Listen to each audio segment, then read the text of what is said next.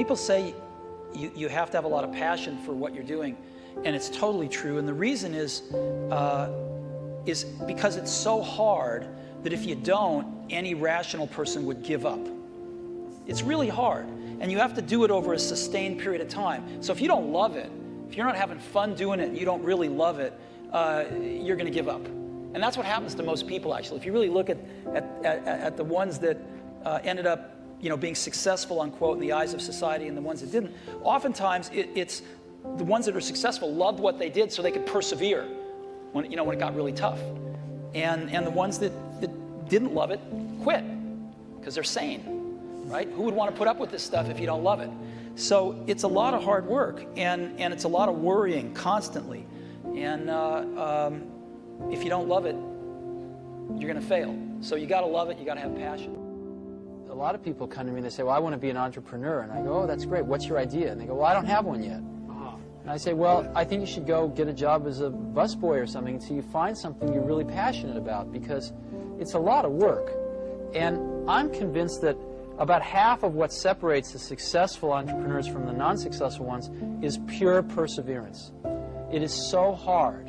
You pour so much of your life into this thing. There are such rough moments in time that most people give up.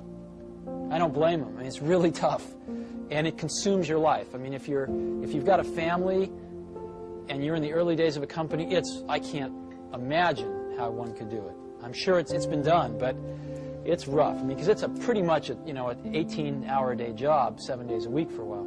So unless you have a lot of passion about this, you're going to not survive. You're going to give it up. So you got to have an idea or a problem or a wrong that you want to right that you're passionate about. Otherwise, you're not going to have the perseverance to stick it through. I've actually always found something to be very true, which is most people don't get those experiences because they never ask. I've never found anybody that didn't want to help me if I asked them for help. I always call them up. I called up, this will date me, but I called up Bill Hewlett when I was 12 years old, and he lived in Palo Alto. His number was still in the phone book. And he answered the phone himself. He said, yes? He said, hi, I'm Steve Jobs. I'm 12 years old. I'm a student in high school, and I want to build a frequency counter. And I was wondering if you had any spare parts I could have. And he laughed, and he gave me the spare parts to build this frequency counter, and he gave me a job that summer in Hewlett-Packard, working on the assembly line, putting nuts and bolts together on frequency counters. He got me a job in the place that built them. And I was in heaven. And I've never found anyone who said no or hung up the phone when I called. I just asked.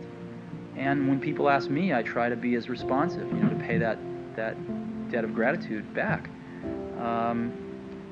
Most people never pick up the phone and call. Most people never ask. And that's what separates sometimes the people that do things from the people that just dream about them.